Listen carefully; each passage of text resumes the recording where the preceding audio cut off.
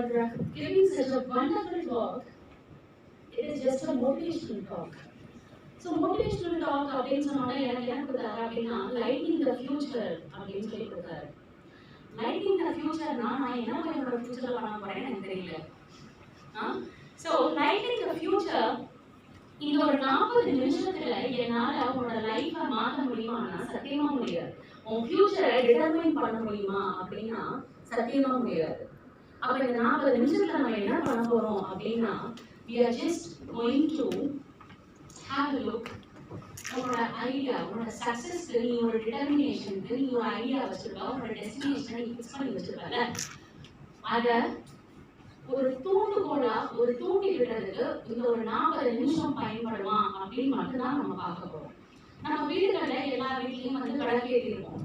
விளக்கு ஏற்றுறப்ப அந்த விளக்கு அணைய மாதிரி இருக்குதுன்னா என்ன பண்ணுவோம்? ஒண்ணு காத்தடிச்சதுன்னா காத்தடிக்காத மாதிரி வைப்போம் இல்லையா? எண்ணெய் இல்லைன்னா எண்ணெய் ஊற்றுவோம், இல்ல திரி உள்ள போயிருந்ததுன்னா அந்த திரியை தூண்டி விடுவோம். தங்க விளக்காவே இருந்தா கூட இரும்புல ஒரு சின்ன கம்பி மாதிரி ஒரு வச்சுதான் தூண்டுகோலா கொடுப்பாங்க. அந்த ஒரு தூண்டுகோலா இந்த ஒரு 40 நிமிஷம் இருக்குமா அப்படின்னு மட்டும்தான் நம்ம பார்க்க போறோம். இந்த லைட்டிங் த ஃபியூச்சர் அப்படின்னு வர்றப்ப அவரோட ஃபியூச்சரை டிசைட் பண்றப்ப நிறைய படிக்கட்டுகள் இருக்கு. உங்களோட ஐடியாவை நீங்க வந்து ஃபிக்ஸ் பண்ணணும், அந்த ஐடியாவுக்கு நீங்க ஒர்க் பண்ணணும், நீ எப்படி உங்களுடைய பாதை எப்படி இருக்க போகுதுங்கிறத டிசைட் பண்ணணும். அதுல நிறைய படிக்கட்டுகள் இருக்கு. அதுல நான் சூஸ் பண்ணது என்ன அப்படின்னா the power of belief in yourself. Belief. What is belief? Belief என்ன பண்ணும்? இந்த belief நான் நம்புறேன் அப்படின்னா what this belief will do, என்னால முடியும் அப்படின்னு நினைக்கிற மட்டும்தான் உன்னால ஒரு விஷயத்தை பண்ண முடியுது. சோ அந்த பிலீஃப்ல என்ன பவர் இருக்க போகுது? இதுக்கு ஒரு சின்ன ஒரு விளக்கம், ஒரு சின்ன கதை மூலியமா ஒரு நான் சொல்லக்கூடிய ஒரு கான்செப்ட் ஒரு சின்ன கதை மூலியமா சொல்லுவோம் அப்படின்னு ஆசைப்படுறேன். ஏன் அப்படின்னா நான் வளர்ந்த விதமா அப்படி எனக்கு ஒரு படிக்கிறதுல ஒரு கான்செப்ட் புரியல அப்படின்னா என்னோட அப்பா என்ன பண்ணுவாங்க, ஒரு சின்ன கதை மூலியமா சொல்லுவாரு. நம்ம எல்லாருக்குமே கதை கேட்கவும் பிடிக்கும், எனக்கு கதை சொல்லவும் பிடிக்கும். அதனால எல்லாத்தையும் ஒரு குட்டி கதை மூலியமா சொல்லலாமே அப்படின்னு ஒரு தாட். இந்த power of belief in yourself, நீ உன்னை நம்புற இல்ல நம்பாம போற, அதுக்கு ஒரு பவர் இருக்கு அப்படின்னு சொல்றோம். அப்படின்னா என்ன? What is the power? Belief ஒரு பவர் இருக்கா? Yes, it is there. நம்ம எல்லாரும் கோயிலுக்கு போயிருப்போம். கோயில்ல நம்ம எல்லாருக்கும் பிடிச்ச ஒரு விலங்கு இருக்கும். என்னது கோயில்? என்ன இருக்கும்? யானை. பார்க்க திகட்டாத ஒரே ஒரு ஆச்சரியம் என்ன அப்படின்னா யானை. சின்ன பிள்ளைல இருந்து பெரியவங்க வரைக்கும் யானையை பார்த்தா ஒரு சந்தோஷம் வரும். அந்த யானையை கோயில் என்ன பண்ணிருப்பாங்க? எப்படி இருக்கும்? கட்டி போட்டிருப்பாங்க. எதாவது கட்டி போட்டிருப்பாங்க. அந்த சங்கிலி எப்படி இருக்கும்? அந்த யானையை விட பெருசா இருக்குமா சின்னதா இருக்குமா? ஒரு கோயிலுக்கு ஒருத்தர் போயிருக்கிறாரு. அந்த யானை வந்து ஒரு சங்கிலியால கட்டி இருக்கிறத பார்த்து ஆச்சரியப்பட்டு அந்த யானை பாக்குறதுக்கிட்ட அவர் கேட்கிறாரு, அந்த யானை இவ்வளவு பெருசா இருக்கே, அந்த யானையை இன்னொரு சங்கிலியில கட்டி போடுறீங்க, ஒரு குடி இழிச்சதுன்னா அதுதான் அந்த யானை வந்துடும், அது அடுத்து வந்துதான் நம்ம நிலைமை என்னங்கிறது எல்லாருக்கும் தெரியும்.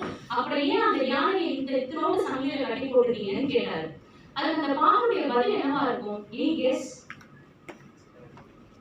எஸ், அந்த யானைய சின்ன வயசுல கூட்டிட்டு வந்தாங்களாம்.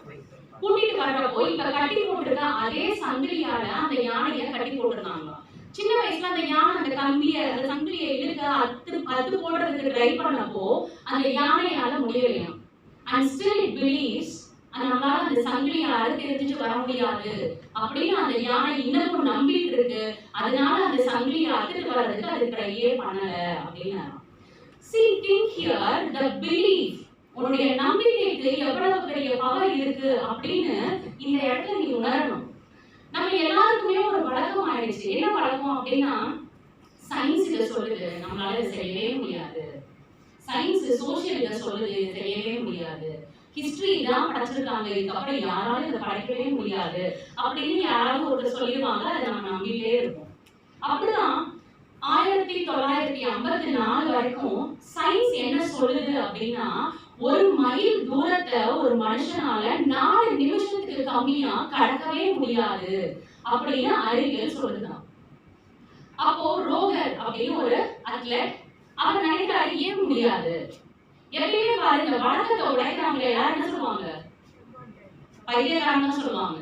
இப்படி ஒரு வழக்கம் இருக்கு, அந்த வழக்கத்தை உடைக்கிற யாரா பார்த்தாலும் எல்லாரும் என்ன சொல்லுவாங்கன்னா நம்ப மாட்டாங்க, கேள்வி பண்ணுவாங்க, கிண்டல் பண்ணுவாங்க. அப்பதான் இந்த ரோகர் வராரு, நான் அதை 4 நிமிஷத்துக்கு கம்மியா ஓடுறேன் அப்படின்னு சொல்றாரு. யாருமே நம்மள எப்படி முடியும், சயின்ஸே சொல்லுது நம்ம 4 நிமிஷத்துல அதை கடக்க முடியாதுன்னு சயின்ஸே சொல்லுது, அதை எப்படி கடக்க முடியும் அப்படின்னு எல்லாரும் கேட்கறாங்க. அவர் பயங்கரமா ஒர்க் பண்றாரு, நம்புறாரு, அந்த நம்பிக்கைக்கு ஒரு பவர் இருக்குன்றத நம்புறாரு. he is working hard towards his destination. ஒரு நாள் அந்த 1 மைல் தூரத்தை 3 நிமிஷம் 59.4 செகண்ட்ல கடக்கிறாரு.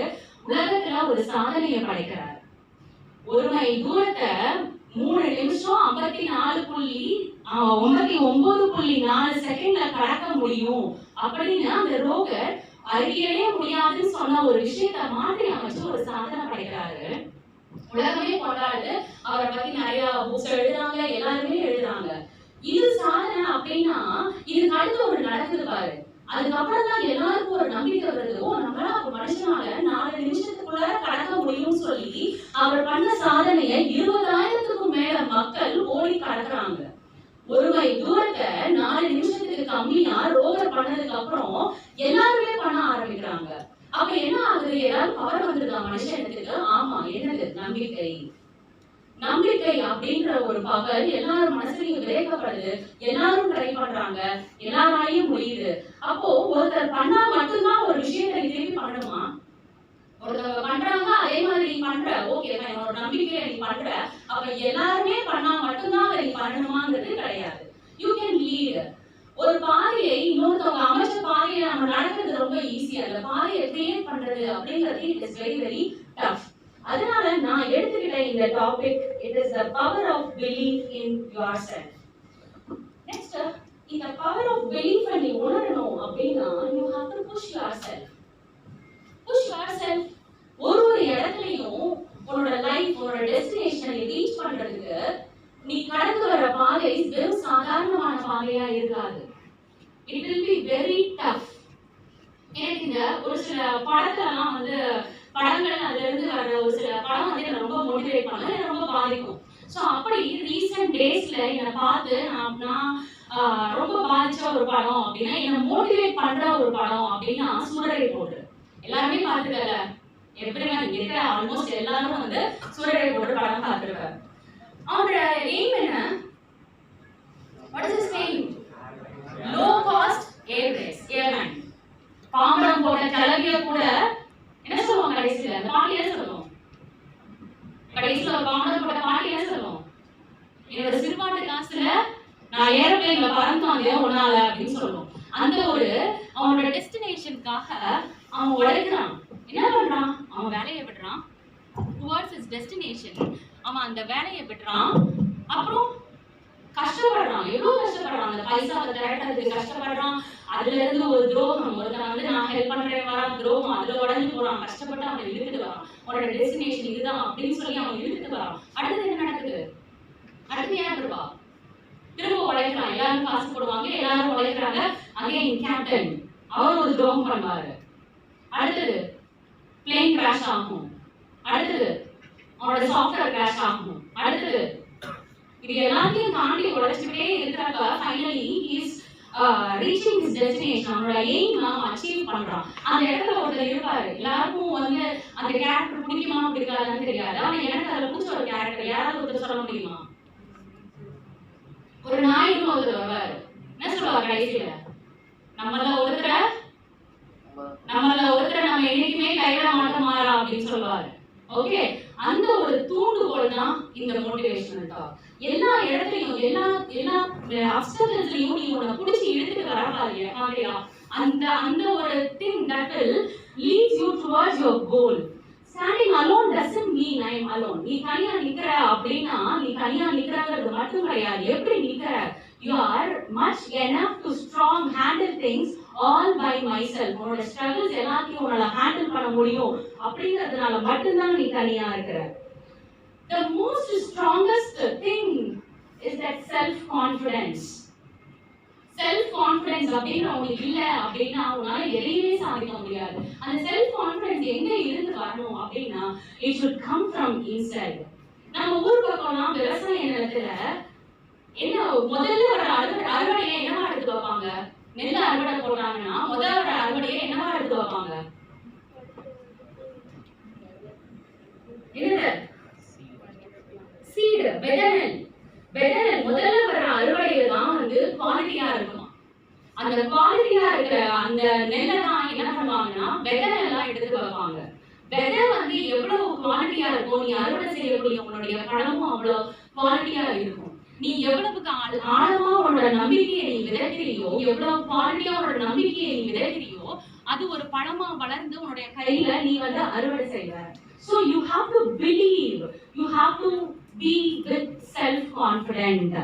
இந்த செல்ஃப் கான்ஃபிடென்ட் யாரும் வந்து யாருக்கும் சொல்லி தர மாட்டாங்க. none will come and teach you. நீ இப்படி இருக்கணும், நீ இப்படி செல்ஃப் கான்ஃபிடென்ஸோட இருக்கணும்னு யாரும் வந்து உங்களுக்கு டீச் பண்ண மாட்டாங்க. there is no other teacher none other than your soul. அந்த நம்பிக்கை, அந்த self confidence it should come from your soul. இந்த செல்ஃப் கான்ஃபிடென்ஸ் இருக்குன்னா நீ என்ன பண்ணுவ? you will change the rule of nature.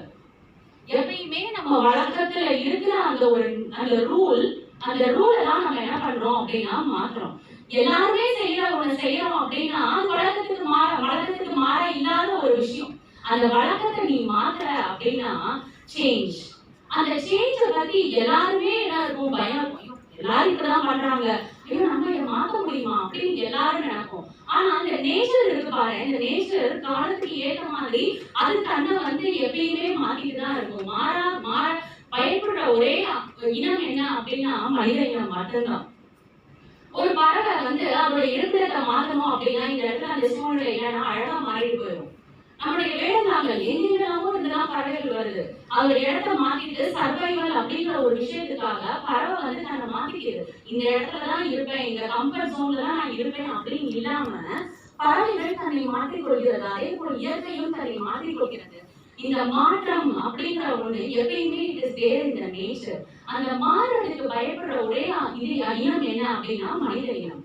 அதுக்கு change is not come if we wait, if some other person or some other time. இன்னொரு நாள் யாரோ ஒருத்தர் வந்து மாற்றுவாங்க, என்னைக்காவது ஒரு நாள் மாறும் அப்படின்னு இல்லாம அந்த சேஞ்ச் எங்க இருக்கு பண்ணணும், யாரு பண்ணணும் அப்படின்னா we have to do it. நம்ம மட்டும்தான் அந்த சேஞ்ச் அப்படிங்கறத பண்ண முடியும்.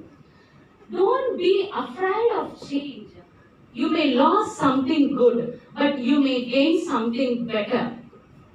இதுக்கு நான் ஒரு சின்ன ஒரு விஷயம் சொல்றேன். நம்ம எல்லாருக்கும் காடுகளுடைய அரசனை பத்தி தெரியும். வானத்தினுடைய அரசன் ஒண்ணு இருக்கு. யாருன்னு தெரியுமா? யாரு? ஈகிள், கழுகு தான் வானத்தினுடைய அரசன். காடுகளுடைய அரசன் சிங்கம்ங்கிறது எல்லாருக்கும் தெரியும். வானத்தினுடைய அரசன் கழுகு. கழுகுடைய பண்பு என்ன? கழுகு என்ன செய்யும்? கழுகுடைய பண்பு என்ன? என்ன சொல்லுவாங்க? கழுகு என்ன சொல்லுவாங்க? கழுகு பார்வை. கழுகு என்ன செய்யும்? எவ்வளவு தூரத்துல இருந்தா கூட அதோடைய டெஸ்டினேஷன் இறை, அதனுடைய இறை எங்க இருக்கு, அந்த இறையை அடையணும் அப்படின்னா அது என்ன பண்ணணும், இது எல்லாமே கழுகு யோசிக்குமா. கழுகு ஒரு குறி வச்சிருக்கு அப்படின்னா அந்த குறி என்னைக்குமே தப்பாது.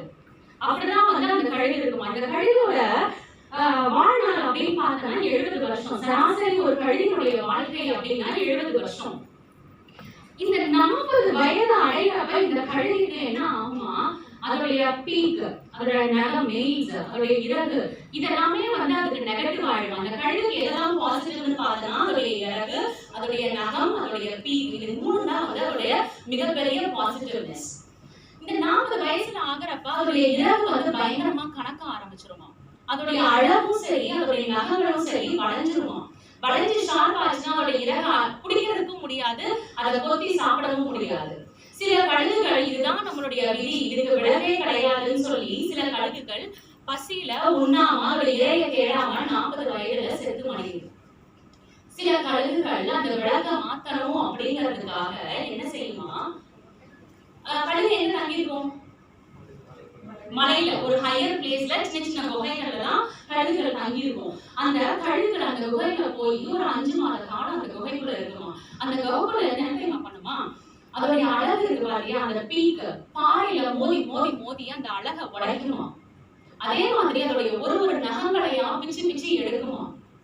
நீ வந்து சாதாரணமா நடந்து போறப்ப உன் கால் இடிபடுச்சுன்னா, அந்த நகத்துல ஒரு அடிபடுச்சுன்னா உனக்கு எப்படி உயிர் போற வழி இருக்கும். அப்ப அந்த பண்றப்ப ஃபீல் த பெயின். அதுக்கப்புறம் அதோடைய ஒரு இறகா பிச்சு கீழே போடுமா. ஒரு அழகு இல்லாம, ஒரு நகம் இல்லாம, ஒரு இறகு இல்லாம, ஒரு பிண்டம் மாதிரி அந்த கழுகு ஆகுமா அந்த 5 மாச காலத்துல. எல்லாத்தையும் பிச்சு போட்டதுக்கு அப்புறம் என்ன ஆகும்? புதுசா ஒரு நகம் முளைக்கும், புதுசா ஒரு இறகு முளைக்கும், புதுசா ஒரு அழகு முளைக்கும். Again it starts life. என்ன தூரத்துல பறந்தோ அதோட ஹையரா பறக்க ஆரம்பிக்கும் கழுகு. அதோடைய இறகையை திரும்ப கணிச்சு அதோடைய பழைய சக்தியோடைய புது சக்தியோட அந்த கழுகு திரும்ப மீண்டு வருமா. Feel that pain. கழுகு தன்னுடைய வலிமைக்காக பயந்திருந்தது அப்படின்னா அடுத்து வர 30 வருஷம் 40 வருஷம் வாழ்ந்த செத்து மடிஞ்சிருக்கலாம். நமக்கு வேணா இனோவேஷன் கண்டுபிடிப்பு இதெல்லாம் பெரிய விஷயமா இருக்கலாம். 5 அறிவு கொண்ட ஜீவனுக்கு சர்வைவல் ஃபுட் இதுதான் அதனுடைய டெஸ்டினேஷன். அடுத்து ஒரு 30 காலம் வானத்தோட அரசனா மட்டுமே கழுகு வாழ்ந்து மடிகிறது 70 வயது வரை. இந்த கழுகு பத்தினா ஒரு அழகான ஒரு மோட்டிவேஷனல் வீடியோ, ஒரு 2 minutes வீடியோ இருக்கு, அதை மட்டும் பார்க்கணும்.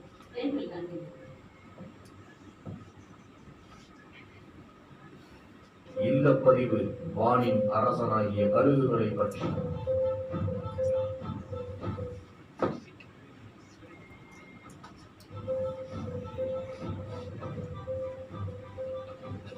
வாழும் உயிரினங்களில் வளர்ச்சியடைந்த உயிரினம்தான் மனிதன்.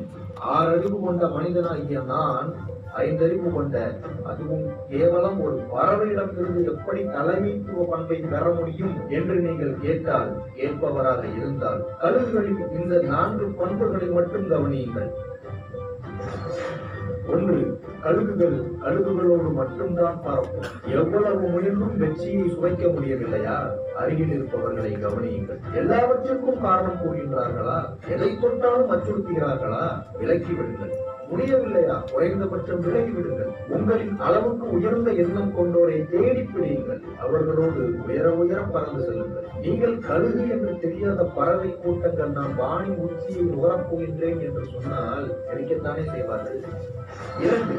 புயல் வீசும் போதுதான் கழுகுக்கு வலிமை அதிகம். வானம் முழங்கும் போது, மின்னல் ஒளி வெட்டும் போது, புயல் கிளம்பும் போது